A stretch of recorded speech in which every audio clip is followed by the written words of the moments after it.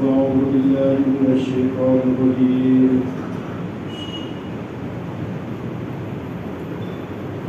بسم الله الرحمن الرحيم.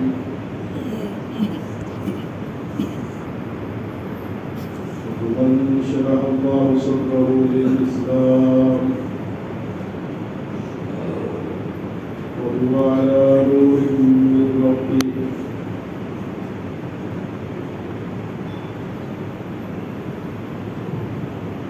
وقال النبي صلى الله عليه وسلم إن لربكم في الدهر نفحات فتعرضوا لها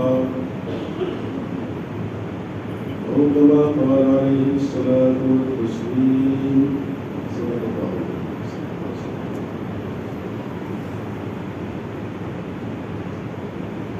قابل احترام بزرگوں کے دوستوں، اللہ پاک نے انسانی زندگی کی 5 ضروریات بنائی ہیں: اعلیٰ لباس، سواری، مکان اور نکاح. یہ ہر انسانی زندگی کو پہنچے. اعلیٰ لباس، سواری، مکان اور نکاح.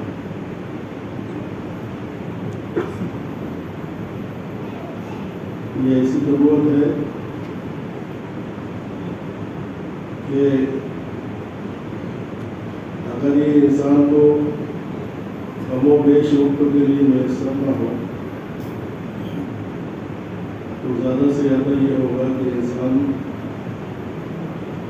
شدید تکلیف میں مبتلا ہوگا، اور زیادہ سے زیادہ یہ ہوگا کہ اس سے زیادہ یہ ہوگا کہ اس کی جان نکل جائے گی، بہت مقدر ہے.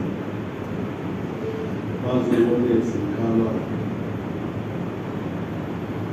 لباس، سواری، مکان اور نکاح.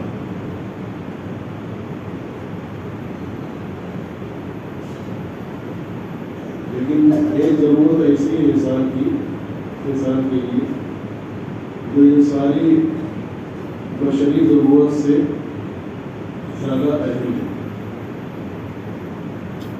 اور وہ ضرورت ہر وقت کی ضرورت ہے اور ہر جگہ کی ضرورت ہے. ہر جگہ انسان کو اس کی ضرورت ہے اور ہر وقت کی ضرورت ہے. اور وہ ہے کہ انسان کو ہدایت مل جائے، ہدایت مل جائے اور ہدایت کو باقی ہے. یہ ان 5 سے زیادہ اہم ضرورت ہے.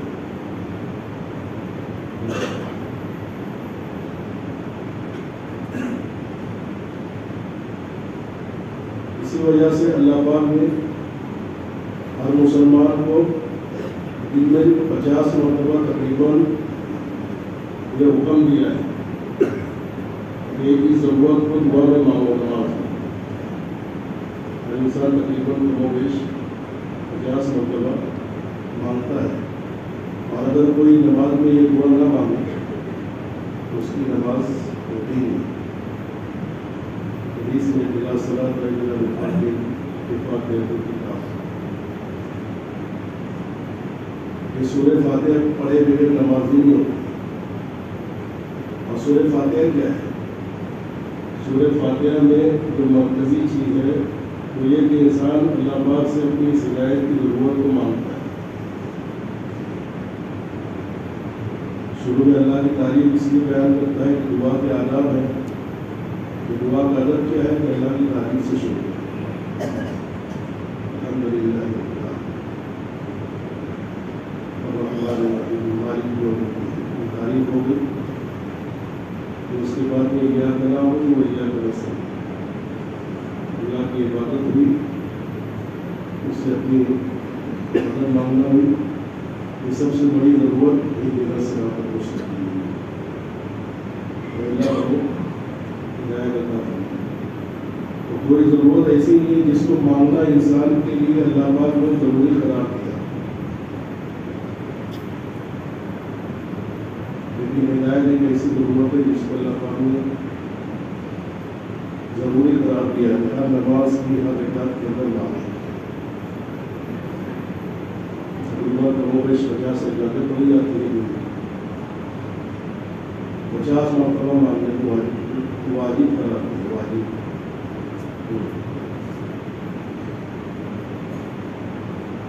ہدایت کہتے کس کو ہے؟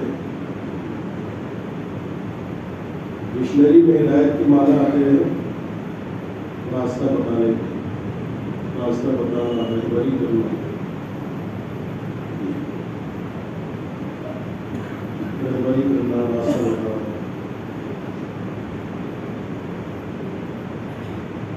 جیسا انسان ماں کے پیٹ سے پیدا ہوتا ہے تو اللہ کی طرف سے ایک رہبری ہوتی ہے.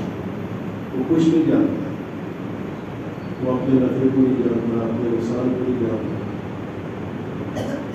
لیکن ایک چیز کی رہبری اللہ کرنا چاہتا ہے. ماں کی شادی سے دودھ کیسے پی؟ اللہ پاک کی طرف سے اس کے دل میں طریقہ الہام کیا جاتا ہے. دودھ پینے کا طریقہ بس ایک ہی چیز جانتا ہے. ماں جب اس کو اپنی گود میں بیٹھا ہے تو ماں کی شادیوں سے دودھ پینا کیسے پینا ہے اور اتنا ہی معلوم ہے، اس سے زیادہ زیادہ کہ اگر ماں کی گود میں نہیں ہے تو اسے بھی معلوم نہیں ہے کہ ماں کی گود میں کیسے پہنچنا ہے نا یا دودھ پینا ہے تو کیسے پہنچنا ہے. بس ماں اس کو گود میں بیٹھائے گی تو بس وہ اتنا جانتا ہے کہ کس طریقے سے مجھے اپنے خوراک منہ سے لینا ہے. تو یہ بھی ایک ہدایت ہے. اللہ خلق و ثم ہدی.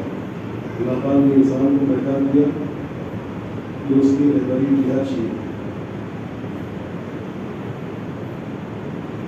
جانوروں کے بچے پیدا ہوتے ہیں تو اللہ پاک ان کو اور زیادہ رہبری کرتا ہے. انسان کے بچے دیر میں سمجھنا سیکھتے ہیں، سمجھتے ہیں، لیکن جانور کے بچے بکری کا بچہ پیدا ہوگا پیدا ہوتے ساتھ اپنے ماں کے تھنوں کی طرف چل کر جاتا ہے. اس کو کوئی بتاتا نہیں کہ یہاں چل کر جاتا ہے. بالکل گائے کا بچہ ہو، بکری کا بچہ ہو، کسی بھی چارپائے جانور کا بچہ ہو، اس کو اللہ کی طرف سے رہبری ہوتی ہے، رہنمائی ہوتی ہے. وہ چل کر جاتا ہے اپنی ماں کے پچھلی روکانے میں نیچے جاتا ہے اور منہ کے روپ لگاتا ہے، وہ کھینچتا بھی ہے. یہ اللہ کی طرف سے رہبری ہے. اللہ آتا کل شیء خلقہ ثم ہدی. اللہ پاک نے ہر چیز کی بناوٹ کو مکمل کیا، ثم ہدی، پھر اس کی رہبری فرمائی. تو یہ رہبری ہر چیز کی رہبری، ہر جاندار کو انسان نے پیدا کیا اس کے بعد اس کی رہبری کرتی کہ یہ ضرورت ہے، اس ضرورت کو کیسے پوری کرنا ہے، اس کا راستہ اللہ پاک نے بتایا. تو ہدایت کے معنی آتے ہیں لغت میں، ڈکشنری میں رہنمائی.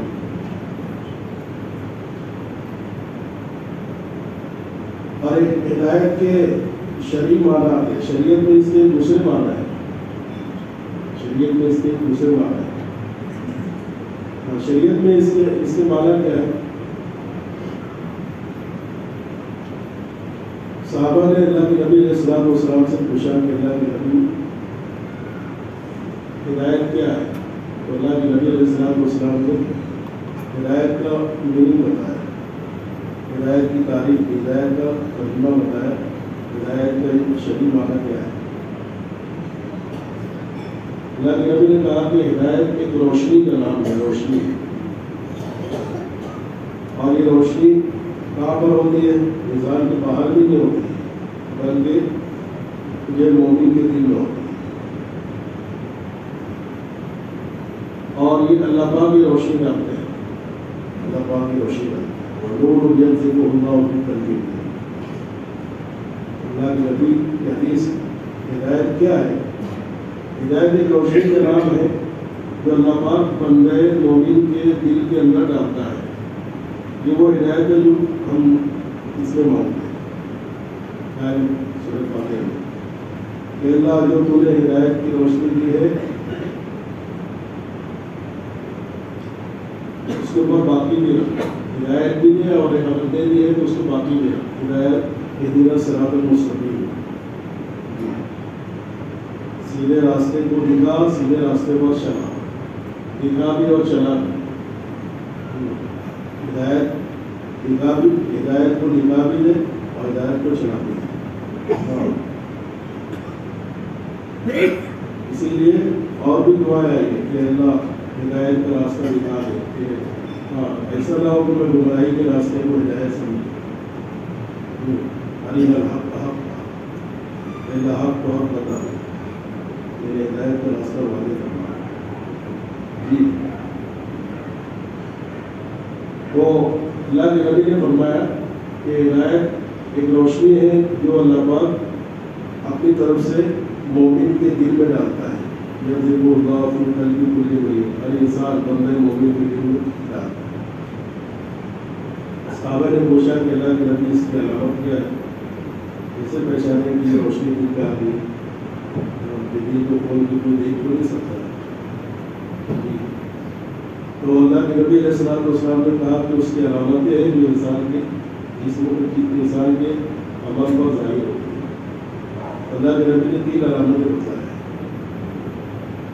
پہلی علامت اللہ کے نبی نے فرمایا کہ جب کسی بندے کے دل میں یہ نور اتر جاتا ہے, یہ ہدایت کی روشنی اتر جاتی ہے, تو اسلام کے احکام کے لیے اس کا سینہ کھل جاتا ہے, اس کو شرع صدر ہو جاتا ہے. اسلام کے سارے احکام پر اس کا سینہ منشرح ہو جاتا ہے, کھل جاتا ہے. کیا مطلب؟ یعنی اللہ کے حکموں پر دل مطمئن ہو جاتا ہے. کیا مطلب ہے دل کو مطمئن ہونے کا؟ مطلب یہ ہے کہ جس طریقے سے انسان کو دنیا کی دکھائی دینے والی چیزوں سے اپنے مسئلے حل ہوتے ہوئے نظر آتے ہیں, کہ میں دکانداری کروں گا تو میری روزی روٹی کا مسئلہ حل ہو جائے گا, ایسے اس کی دل کی کیفیت بدل جاتی تھی. اس کو اللہ کے حکموں کو پورا کرنے میں زندگی کا بننا دکھائی دینے لگتا ہے.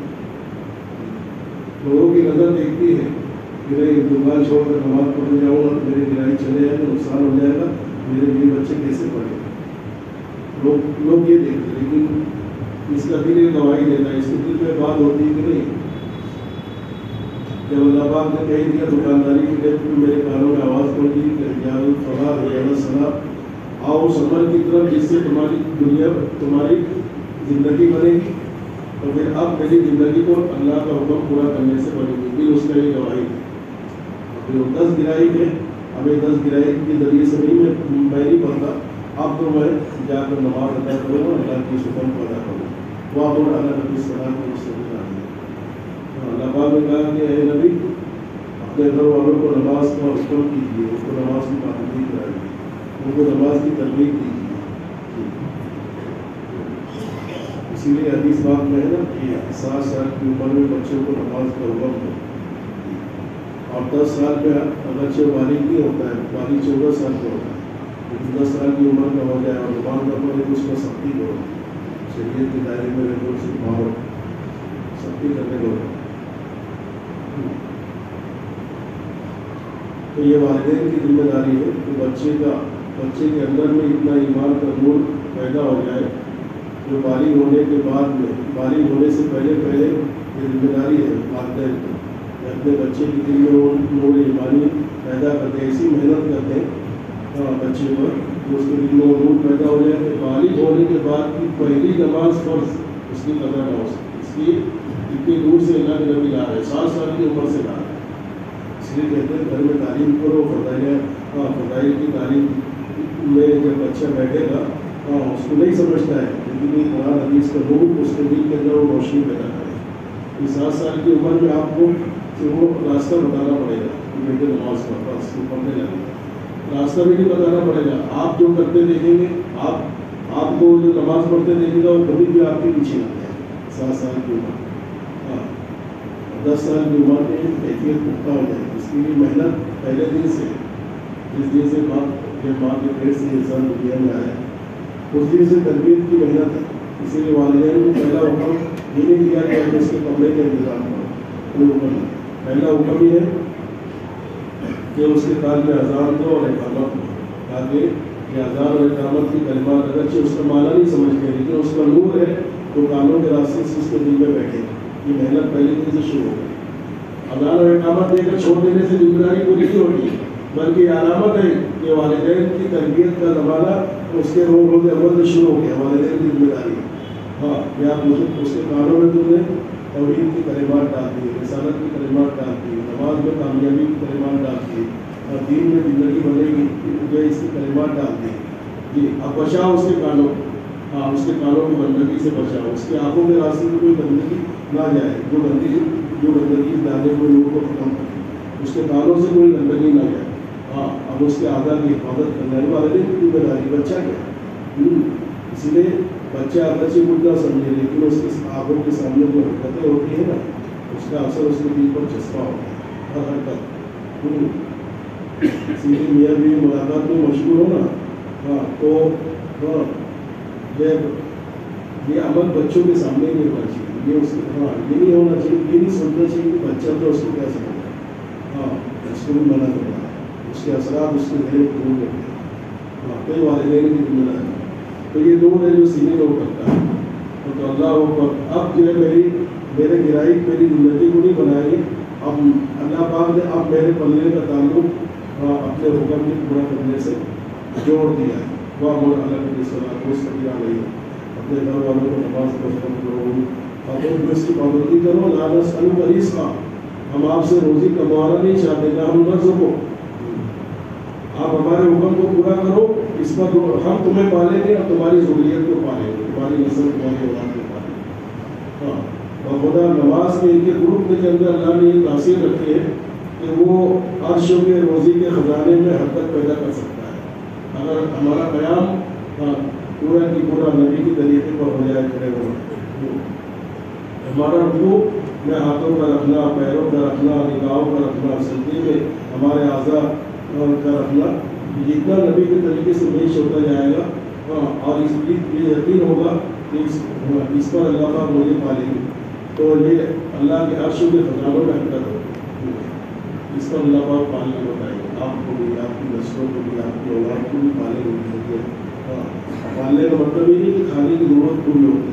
ہاں روزی کے اندر انسان کی سوئی سے لے کر اور سوئی دھاگے سے لے کر اس کے پڑھنے تک کی جتنی ضرورت ہے وہ ساری ضرورتیں اس روزی کے اندر آ جائیں.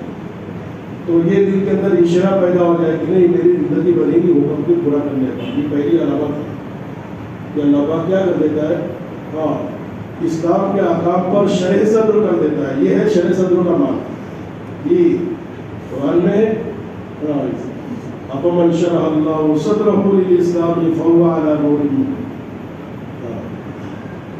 اللہ پاک فرماتے ہیں کیا بھلا بتاؤ وہ شخص جس کے سینے کو ہم نے کھول دیا ہو اسلام کے لیے, فَهُوَ عَلَىٰ نُورٍ مِّن رَبِّهِ, اور اس کو اپنے رب کی طرف سے ایک روشنی مل گئی ہو, ہدایت کی روشنی. ہدایت کی روشنی ملی تو سینہ کھل گیا. اب اللہ کے ایک حکم کو قبول کر رہا ہے, اور اپنی نگاہیں دیکھ رہی ہے کہ 100 روپیہ دینے کے بعد 110 روپیہ واپس ملا سود کے نام سے. تو نگاہیں لوگوں کی یہ دیکھے گی کہ مال میں اضافہ ہو گیا, 100 کا 110 ہو گیا جی. لیکن اس کا دل کہے گا کہ نہیں, میرے اللہ کی خبر ہے کہ اللہ پاک سود سے مال کو ہٹاتا ہے. 100 روپئے میں سے 10 روپیہ صدقہ دے دیا تو نگاہیں دیکھ رہی ہے کہ 90 ہو گیا, لیکن اس کا دل گواہی دے گا, اس کے دل کی آنکھیں دیکھے گی کہ نہیں میرے رب نے کہا ہے کہ صدقے سے مال بڑھتا ہے, تو مال کٹانے یہ فرق ہے. جب اللہ ہو ربا وہی پہ صدقات, تو یہ معاملہ ہو جاتا ہے. جب سینے میں ہدایت کا نور آتا ہے تو پھر نگاہیں مصلحت اندیش کا کیوں کر یقین آئے. پھر جو نگاہ دیکھتی ہے اس کا یقین نہیں, انسان اس کا اثر قبول نہیں کرتا. نگاہیں مصلحت اندیش کا کیوں کر یقین آئے. نظر کچھ اور کہتی ہے, خبر کچھ اور ہے. قرآن کہہ رہا ہے کہ سود سے مال بڑھ جاتا ہے, اور صدقے سے مال بڑھ جاتا ہے, لیکن نظر کہہ رہی ہے کہ سود سے مال بڑھ گیا اور صدقے سے کٹ گیا. تو پھر ایسی نظر کا انسان انکار کر دیتا ہے. نہیں, میرا تجربہ میرا مشاہدہ غلط, لیکن اللہ کی خبر صحیح. سود کی عمر 40 سال سے زیادہ نہیں ہوتی. سودی مال سے فائدہ انسان کی نسل 40 سال سے زیادہ نہیں ہوتی, اس پر محاق آ جاتا ہے.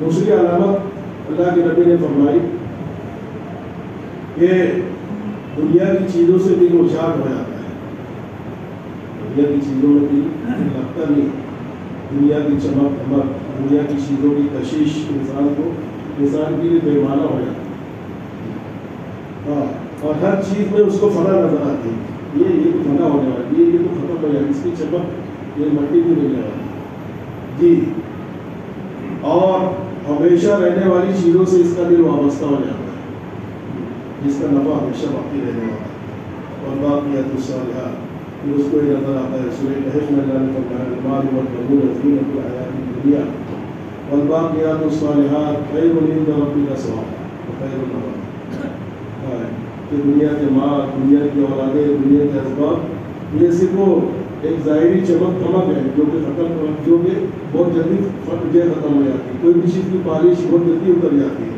ہاں، آئل پینٹ کا کلر بھی جو ہے نا دن میں اس کی چمک ختم ہو جاتی ہے، ہاں، کیونکہ ہر چیز دنیا کے اندر زمین کے اوپر بنی ہوئی ہر چیز مٹی کی بنی ہے، اور اس پر مٹی کا اثر آ جاتا ہے، ہاں، اس کو پالش والش کر کے اس میں چمک دھمک پیدا کر دیتے ہیں، لیکن وہ چمک عارضی رہتی ہے، ہاں، تو وہ اپنے انجام کی طرف ہر چیز چلتی ہے، اتنا بھی اچھا آپ کسی گھر کو کلر ہوگا چمکدار روشن کلر کا تو ہیلمٹ اور اس کو استعمال اس کو بند کر کے رکھ، کچھ دن کے اندر آئیں گے تو اس کی چمک جو ختم ہو جائے گی، کیونکہ اپنی اصل کی طرف بہت دیر چل رہی ہے، یعنی مٹی ہونے کی طرف جا رہی ہے، ہر چیز مٹی ہونے کی طرف جا رہی ہے، تو یہ بات دماغ میں آ جاتی ہے، یہاں پر دل کا نور آتا ہے، دل میں نور آتا ہے، یہ بات آ جاتی ہے جی، ٹھیک ہے، المال والبنون زینۃ الحیاۃ الدنیا والباقیات الصالحات، کہ ہمیشہ باقی رہنے والی چیز، پائیدار چیز کیا ہے؟ الصالحات، نبی والے اعمال ہیں، نبی نے جن اعمال کو بتایا وہ ہے کہ نمازوں کے بعد پڑھے جانے والے اذکار ہیں، یہ سبحان اللہ 33 مرتبہ، الحمدللہ 33 مرتبہ، اللہ اکبر 33 مرتبہ، لا حول ولا قوۃ الا باللہ، 14 کلمات، یہ باقی ہے، یہ کیا ہے؟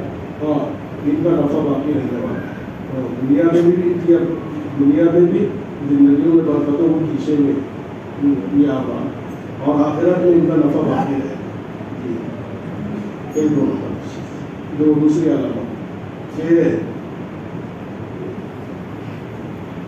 دھوکے کی گھر سے دل اچاٹ ہو جائے، دارالغرور، حدیث میں دارالغرور کا، دارالغرور سے فجافی اندار الغرور، ہاں،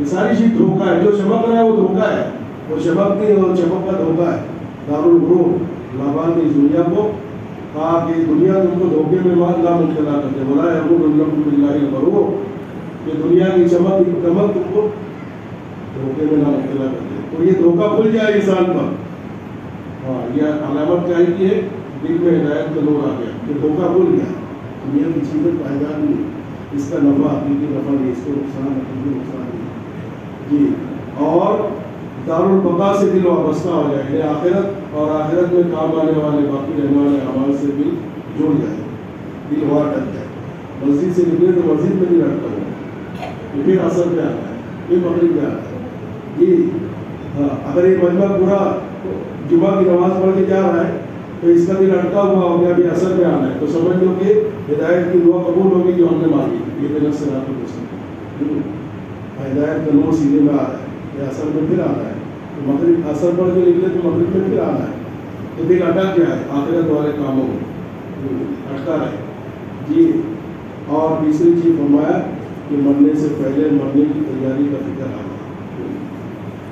کہ انسان ہر اعتبار سے ہر وقت کو اس طریقے سے تیار ہے کہ اگر ابھی میری موت آ جائے تو میرے ذمے نہ اللہ کا لینا دینا باقی رہے، نہ بندوں کا لینا دینا باقی رہے، انسان موت کے لیے ایسا اٹینشن ہر وقت اپنے آپ کو رکھے، بتاؤ ہم لوگ ہم میں سے ہر ایک اپنی زندگی پر غور کر کے جائزہ لے کے بتائے کہ میں ایسا ہے کہ میرے ذمہ اللہ کا کوئی حق نہیں ہے، یا میرے ذمہ بندوں کا کوئی حق نہیں ہے، کیا میں ایسا ہے کہ اس حالت میں موت آ جائے تو میرا کوئی لینا دینا نہ ہو، بندوں کا کوئی لینا دینا باقی نہ ہو، نہ اللہ کو کوئی لینا دینا نہ ہو، نہ اللہ کا قرض ہو، نہ بندوں کا قرض ہو، نہ اللہ کا حق ہو، نہ بندوں کا حق ہو، ہاں، تو یہ فکر آ جائے کہ کس طریقے سے میں ہر حق سے جو ہے کیا ہو جاؤں، ہر حق سے یہ پاک ہو جاؤں، ہر حق سے بری ہو جاؤں، ہاں، تاکہ موت آئے تو میرے دل میں ایک پائی کا حق نہ باقی ہے، ایک نماز باقی نہ ہو، ایک روزہ باقی نہ ہو، ہاں یہ بھائی بہنوں کا حق باقی نہ ہو، وراثت کا کوئی حق باقی نہ ہو، ماں باپ کا حق باقی نہ ہو، ہاں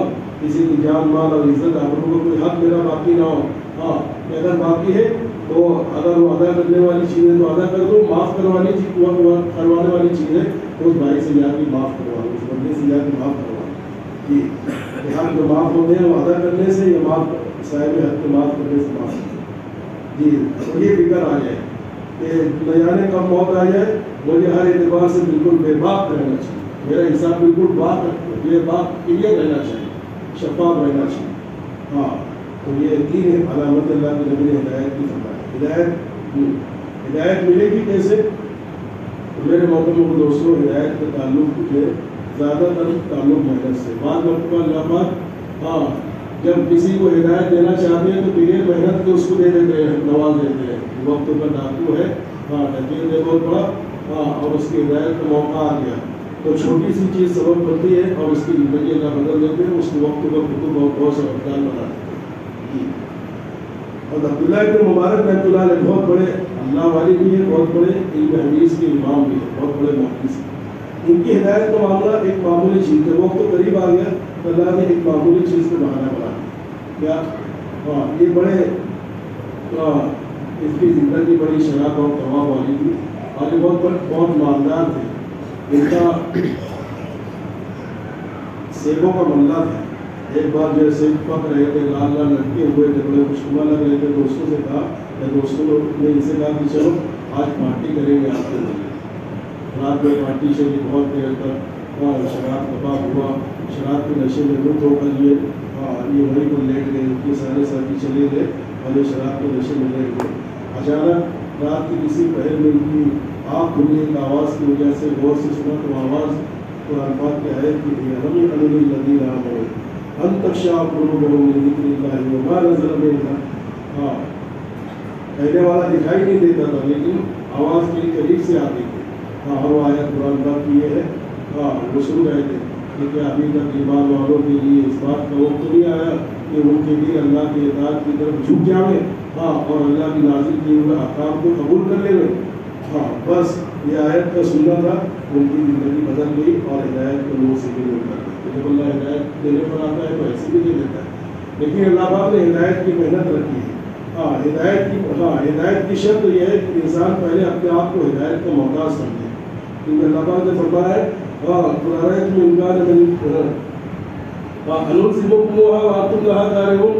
کہ ہمارا دین اور ہدایت اتنا سستا نہیں ہے کہ تمہارے نہ چاہتے ہوئے بھی ہم تم پر تھوپ دیں، ایسا نہیں ہو سکتا، ہاں اور اتنا مہنگا بھی نہیں ہے کہ تم ہدایت کو چاہو اور اللہ پاک تم کو ہدایت سے محروم رکھے، ہدایت اتنی مہنگی بھی نہیں ہے، تو چاہت اللہ یہدی من یشاء، اللہ ہدایت اس کو دیتا ہے جو ہدایت کی چاہت بھی رکھے، من یشاء اللہ پاک نے شرط لگا دی، تو ہدایت کی ملنے کی شرط کیا ہے؟ چاہت، ہدایت کی چاہت، انابت، فبشر عباد الذین یشترکون فبشر عباد الذین والذین اجتنبوا الطاغوت وانابوا الی اللہ لهم البشریٰ۔ یہ انابت کہتے ہیں تنہائیوں میں اللہ پاک کی طرف، اللہ پاک سے ہدایت، تنہائیوں میں رونا اور اپنی ہدایت کو مانگنا، اس کو انابت کہتے ہیں۔ تو اللہ پاک نے کہا کہ جو لوگ تنہائیوں میں انابت کرتے ہیں، ان کا دل اللہ کی طرف رجوع ہوتا ہے تنہائیوں میں، تو ان کو خوشخبری دے دیجیے کہ اولئک الذین ھداھم اللہ، کہ ہم ان کو ہدایت دے دیں گے۔ یہ شرط یہ ہے کہ چاہت اور انابت ہو، اللہ کی طرف دل کا رجوع ہو جی، اور اسی کو 5 وقت کہا گیا ہے، اہدنا الصراط المستقیم ہو جی، ہاں اور اللہ کی طرف سے بعض مرتبہ ربانی لہریں چلتی ہے ہدایت، ہاں اللہ پاک کبھی کبھی چلاتا ہے، شب برات کے موقع پر چلتی ہے، شب قدر کے موقع پر چلتی ہے، یہ سب مواقع اللہ پاک رکھتا ہے، ہاں تو یہ ہدایت کے موقع ہوتے ہیں، اس میں اللہ کی طرف سے ربانی لہریں چلتی ہے۔ حدیث پاک میں آتا ہے کہ تمہارے رب کی طرف سے کبھی کبھی زمانے میں ربانی لہریں چلتی ہیں، جب یہ لہریں چلے ہاں تو تم کیا کرو، اپنے آپ کو لہروں میں جھونک دو، ہاں جیسے پنکھا گھوم رہا ہے، ہاں اس کی لہریں ایک رینج کے اندر ہے، ہاں تو اگر اس کی لہروں سے، اس کی ہوا سے فائدہ اٹھانا ہے تو اپنے آپ کو اس کی رینج میں لانا پڑے گا۔ تم سوچو کہ ہم کونے میں بیٹھے رہے اور ہم کو ہوا لگ جائے تو ہوا وہاں پر نہیں آنے دے گی، تم کو چل کے آنا پڑے گا۔ تو سے یہ اشتباہات جو ہوتے ہیں اللہ کی طرف سے یہ بھی ہدایت کے ملنے کے لیے اللہ کی طرف سے ربانی لہریں ہوتی ہیں. ہاں جب ایسے مواقع آئے تو اپنے آپ کو اس میں جھونک دو ہے نا. ابھی پورے صوبے کے اعتبار سے ماشاء اللہ جو ہے ایک بڑا جوڑ ہو رہا ہے, اجتماع ہو رہا ہے ضلع کے اعتبار سے, عمومی اجتماع صوبے کے اعتبار سے. اور یہ موجودہ جماعت کا جو ہے 15, 16, 17 دسمبر, اس میں ہر آدمی سمجھے کہ اللہ کی طرف سے ایک لہر ہے. ہاں اب میں اپنے گھر میں بیٹھوں تو ہاں اس کا فائدہ مل جائے ایسا نہیں ہوگا. اس کے لیے مجھے قربانی دینا پڑے گی. جان مال کی قربانی اجتماع سے پہلے بھی, اجتماع سے بھی یہ قربانی دے. ہاں یہ 3 دن اجتماع کی مجلس کا آخری درجہ کم سے کم جو فائن ہو کر پہنچے. ہاں کہ کون سی مجلس میں اللہ پاک جو میری ہدایت کے فیصلے فرما دے. ہاں اور میرے دل میں بات اتر جائے اور ہدایت کا فلور سینے میں اتر جائے. ہاں تو اس کے لیے دوستوں جو ہے ماشاء اللہ محنتیں بھی چل رہی ہے. آپ حضرات دعائیں بھی کریں, اپنی منصوبات کو بھی کہیں کہ اللہ پاک کے اجتماع کو پورے عالم میں ہدایت کو ملنے کا ذریعہ فرمائے. اس لیے کہ جو لوگ پورے عالم کی ہدایت کی فکر لے کر چل رہے ہیں, ہاں وہ پورے عالم کی فکر لے کر وہ آج ہماری سرزمین کے اوپر جو تشریف لا رہے ہیں, ان کی آمد کی اگر قدر کر لیں گے, ان کے آنے پر اللہ پاک ہمارے بستے ہمارے علاقوں کو قبول کر لے گا اور ہمارے آنے والی نسلوں تک کی ہدایت کے فیصلے کرے گا. ہاں جہاں بڑے اللہ والوں کے قدم پڑ جاتے ہیں تو بعض مرتبہ اگر بستی والوں نے اس کی قدر کی ہوتی ہے تو اللہ پاک اس کے اثرات جو ہے ان کی نسلوں میں یہ بتاتے ہیں. باقی